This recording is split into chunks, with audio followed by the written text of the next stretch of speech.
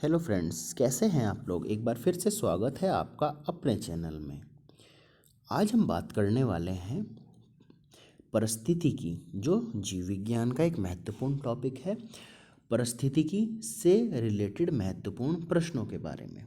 तो चलिए प्रारंभ करते हैं। फर्स्ट क्वेश्चन है, परिस्थितिकी जो शब्द है को सर्वप्रथम प्रतिपादित करने का श्रेय किसे जाता है। तो इसका सही आंसर हो जाएगा आपका option number A, Ritter. Ritter जो हैं परिस्थितिकी शब्द को सर्वप्रथम प्रतिपादित किया रिटर ने। नेक्स्ट क्वेश्चन की ओर बढ़ते हैं। क्वेश्चन नंबर 2 है, यदि संसार के पौधे मर जाएं, संसार के जो पौधे हैं वो खत्म हो जाएं तो जंतु मर जाएंगे, सभी जंतु जो है मर जाएंगे, तो वो किसकी कमी के कारण मरेंगे। तो इसका सही आंसर आपको भी पता है, सही आंसर हो जाएगा आपका ऑप्शन नंबर बी, ऑक्सीजन। क्योंकि जो जंतु को हैं, जो पौधे हैं वो जंतु को क्या प्रदान करते हैं, ऑक्सीजन प्रदान करते हैं। ठीक है, तो इसलिए जंतु किसकी कमी से, ऑक्सीजन की कमी से जंतु भी मर जाएंगे अगर सभी पौधे समाप्त हो जाएं। नेक्स्ट क्वेश्चन की ओर बढ़ते हैं। क्वेश्चन नंबर 3 है, निम्नलिखित में से कौन सा सबसे अधिक स्थिर परितंत्र है। अगर हम स्थिर परितंत्र की बात करें तो इसका सही आंसर हो जाएगा आपका ऑप्शन नंबर सी, महासागर। महासागर जो है वो सबसे स्थिर परितंत्र है और सबसे बड़ा परितंत्र भी यही है। ठीक है, सही है। और सबसे छोटा जो परितंत्र है वो कौन है, वो पानी की बूंद है। ठीक है, नेक्स्ट क्वेश्चन की ओर बढ़ते हैं। क्वेश्चन नंबर आपका 4 है, परिस्थितिकी तंत्र में तत्वों के चक्रण को क्या कहते हैं। जो परिस्थितिकी तंत्र है उसमें जो तत्वों का जो चक्रण होता है उसे क्या कहा जाता है। तो इसका सही आंसर हो जाएगा आपका ऑप्शन नंबर डी, जैव भू रासायनिक चक्र। उसे कहा जाता है जैव भू रासायनिक चक्र। नेक्स्ट क्वेश्चन की ओर बढ़ते हैं। क्वेश्चन नंबर 5 है, निम्नलिखित में से कौन सी हरित गैस नहीं है। जो हरित गृह जो गैस है, ठीक है, ग्रीन हाउस जो गैस है वो नहीं है, इनमें से कौन है। तो इसका सही आंसर हो जाएगा आपका ऑप्शन नंबर ए, नाइट्रोजन। ठीक है, नाइट्रोजन हरित गृह गैस, ग्रीन हाउस गैस इसलिए नहीं है क्योंकि वो पौधों के लिए लाभदायक है। पौधों का जो भोजन बनाने में मदद करती है वो नाइट्रोजन करती है। बाकी जो ग्रीन हाउस गैसें हैं वो कार्बन डाइऑक्साइड है, मीथेन है और नाइट्रस ऑक्साइड है। ठीक है, नेक्स्ट क्वेश्चन की ओर बढ़ते हैं। क्वेश्चन नंबर आपका 6 है, परिस्थितिकी तंत्र इकोसिस्टम शब्दावली किसने प्रस्तुत की थी। जो परिस्थितिकी तंत्र है, इकोसिस्टम जो शब्दावली है वो किसने प्रस्तुत की थी। तो इसका सही आंसर हो जाएगा आपका ऑप्शन नंबर बी, टेंसले ने। टेंसले ने जो है वो इकोसिस्टम शब्दावली प्रस्तुत की थी। नेक्स्ट क्वेश्चन की ओर बढ़ते हैं। क्वेश्चन नंबर 7 है, सौर ऊर्जा किससे प्राप्त की जाती है। तो ये एक बेसिक क्वेश्चन है। सौर ऊर्जा जो है वो किससे प्राप्त की जाती है, सूर्य से प्राप्त की जाती है। तो ऑप्शन नंबर आपका सी करेक्ट हो जाएगा, सूर्य से। नेक्स्ट क्वेश्चन की ओर बढ़ते हैं। क्वेश्चन नंबर 8 है, राष्ट्रीय वानस्पतिक उद्यान कहाँ स्थित है। जो राष्ट्रीय वानस्पतिक जो विज्ञान है वो कहाँ पर स्थित है। तो इसका सही आंसर हो जाएगा आपका ऑप्शन नंबर डी, लखनऊ में। लखनऊ में स्थित है राष्ट्रीय वानस्पतिक उद्यान। नेक्स्ट क्वेश्चन की ओर बढ़ते हैं। क्वेश्चन नंबर 9 है, चिपको आंदोलन। बहुत ही इंपॉर्टेंट क्वेश्चन है। चिपको आंदोलन जो है वो मूल रूप से किसके विरुद्ध था। तो वनों की कटाई के विरुद्ध था चिपको आंदोलन। तो इसका सही आंसर हो जाएगा आपका ऑप्शन नंबर ए, वन कटाई। वन कटाई से रिलेटेड था चिपको आंदोलन। नेक्स्ट क्वेश्चन की ओर बढ़ते हैं। क्वेश्चन नंबर 10 है, निम्नलिखित में से कौन परिस्थितिकी तंत्र के विषय में सही नहीं है। तो इसका सही आंसर हो जाएगा आपका ऑप्शन नंबर बी, यह एक बंद तंत्र है। ऐसा नहीं है, परिस्थितिकी तंत्र एक खुला तंत्र है। इसकी अपनी स्वयं की उत्पादकता होती है। यह प्राकृतिक संसाधनों का तंत्र होता है। यह जैविक और अजैविक, इसमें दो घटक पाए जाते हैं। ठीक है, नेक्स्ट क्वेश्चन की ओर बढ़ते हैं। क्वेश्चन नंबर 11 है, परिस्थितिकी तंत्र के दो घटक कौन से हैं। तो अभी हमने पढ़ा, का सही आंसर हो जाएगा ऑप्शन नंबर सी, जैविक और अजैविक घटक हैं परिस्थितिकी तंत्र के दो घटक। नेक्स्ट क्वेश्चन है, क्वेश्चन नंबर 12 है, निम्नलिखित में से कौन सा पौधा मरूदभिद है? तो इनमें से कौन सा पौधा जो है मरूदभिद है? तो इसका सही आंसर हो जाएगा आपका ऑप्शन नंबर डी, करील का पौधा जो है वो मरूदभिद है। नेक्स्ट क्वेश्चन है, क्वेश्चन नंबर 13 है, भारत में वन अनुसंधान संस्थान कहाँ स्थित है? तो इसका सही आंसर हो जाएगा आपका option number A, Dehradun. Dehradun में वन अनुसंधान संस्थान स्थित है। नेक्स्ट क्वेश्चन है, क्वेश्चन नंबर 14 है, निम्नलिखित में से किस कार्य से परिस्थितिकी संतुलन बिगड़ता है? जो परिस्थितिकी संतुलन जो बिगड़ता है वो किस कार्य से बिगड़ता है? तो आपको भी पता है, देखिए वन रोपण मतलब वनों को लगाना, वन महोत्सव हम तभी मना रहे हैं जब हम वनों को लगा रहे हैं। सामाजिक वानिकी इससे भी कुछ नहीं होता है। लकड़ियों के काटने से, वनों को काटने से जो है परिस्थितिकी संतुलन जो है वो बिगड़ता है। तो इसका सही आंसर हो जाएगा आपका ऑप्शन नंबर बी, लकड़ी के काटने से।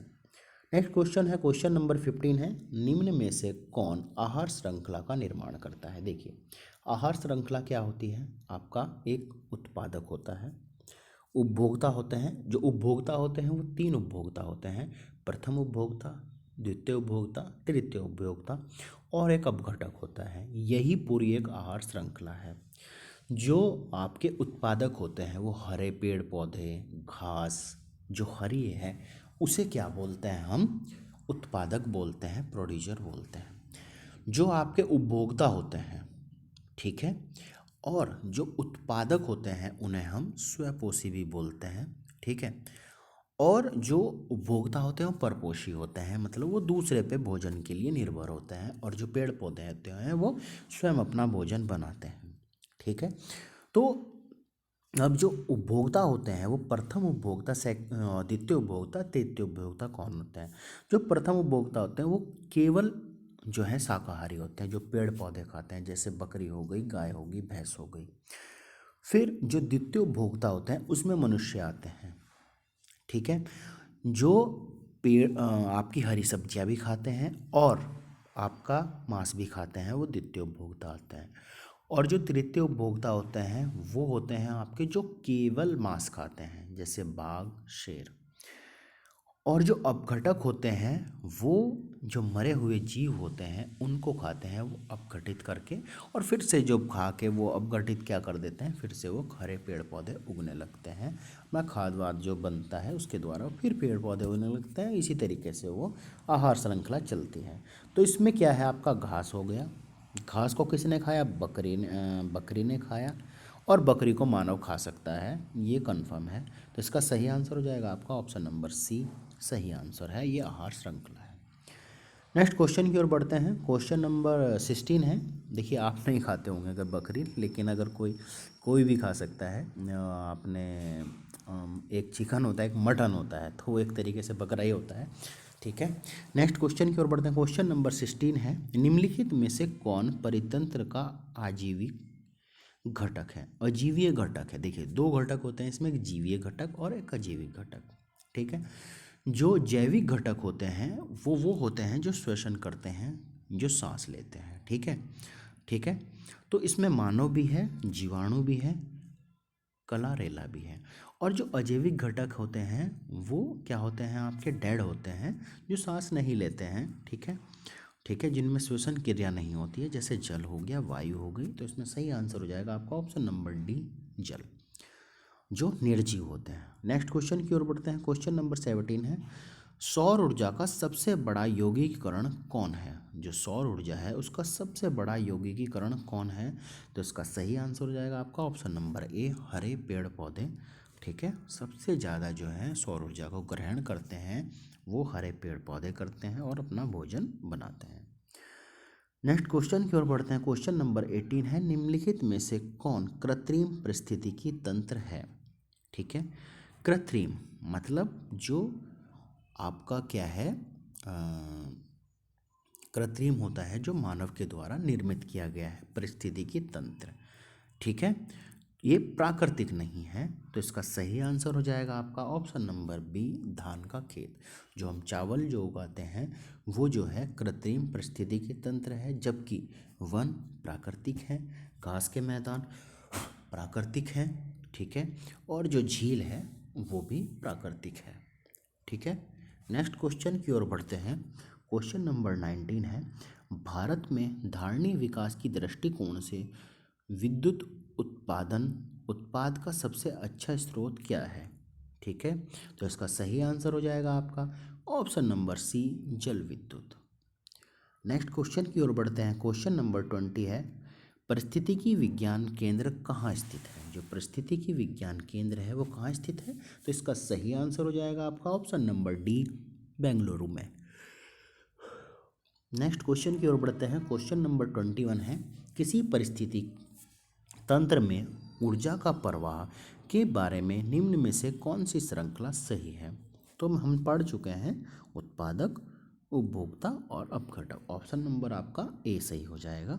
पहले उत्पादक होते हैं, उपभोक्ता और अपघटक। नेक्स्ट क्वेश्चन की ओर बढ़ते हैं। क्वेश्चन नंबर 22 है, निम्न में से कौन सा कार्य पर्यावरणीय दृष्टि से उपयुक्त है? तो इसका सही आंसर हो जाएगा आपका ऑप्शन नंबर बी, कार्बनिक कृषि। अगर हम कार्बनिक कृषि करें तो वो पर्यावरण की दृष्टिकोण से उपयुक्त है। नेक्स्ट क्वेश्चन है, क्वेश्चन नंबर 23 है, रेड डाटा बुक। अब देखिए, रेड डाटा बुक में हम किसे लिखते हैं?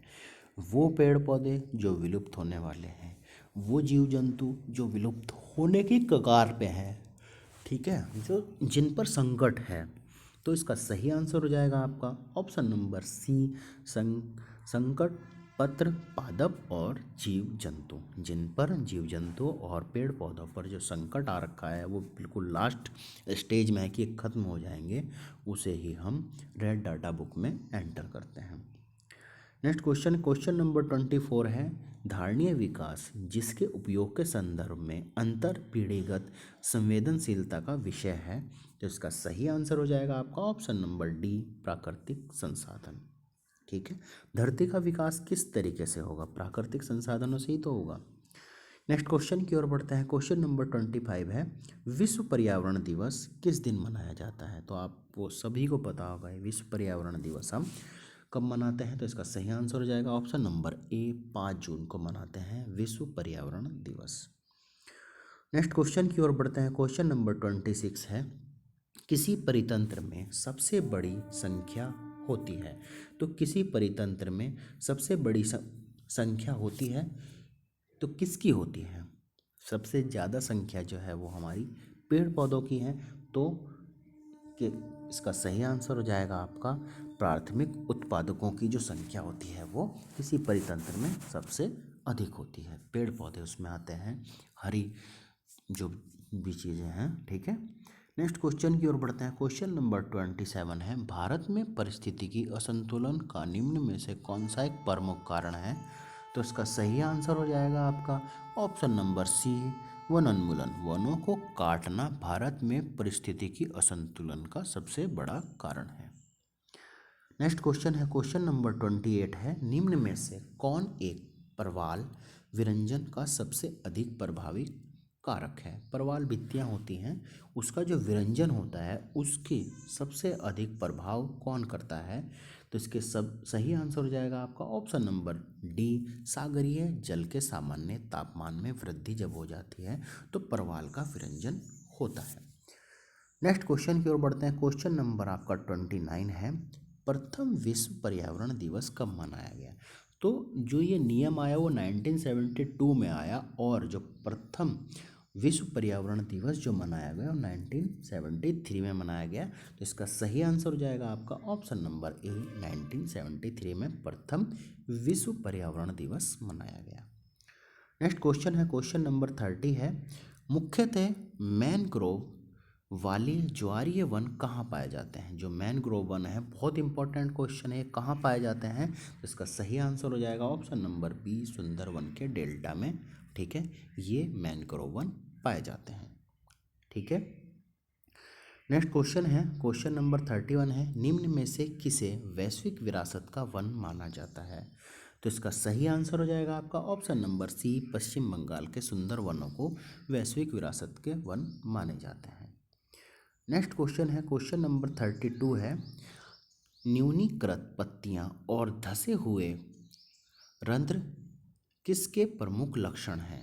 तो इसका सही आंसर हो जाएगा आपका ऑप्शन नंबर डी, शुष्कोदबित। शुष्कोदबित का मतलब शुष्क होके क्या हो गया, वो दब गए हैं, तो वो न्यूनीकृत पत्तियां और धसे हुए रंध्र का एक लक्षण है। नेक्स्ट क्वेश्चन की ओर बढ़ते हैं। क्वेश्चन नंबर 33 है, ये भी इम्पोर्टेंट है। काजीरंगा किसके लिए जाना जाता है? तो एक सींग वाले गैंडे के लिए जाना जाता है काजीरंगा। इसका सही आंसर हो जाएगा आपका ऑप्शन नंबर ए, गैंडे के लिए।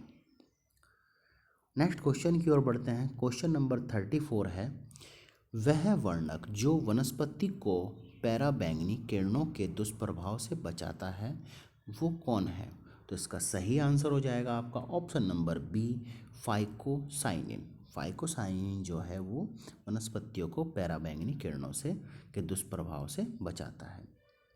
ठीक है, तो 34 महत्वपूर्ण क्वेश्चन थे। आशा करता हूँ ये वीडियो आपको पसंद आया होगा। वीडियो पसंद आया तो वीडियो को लाइक करें, अपने दोस्तों के साथ में शेयर करें और चैनल को सब्सक्राइब करें। धन्यवाद।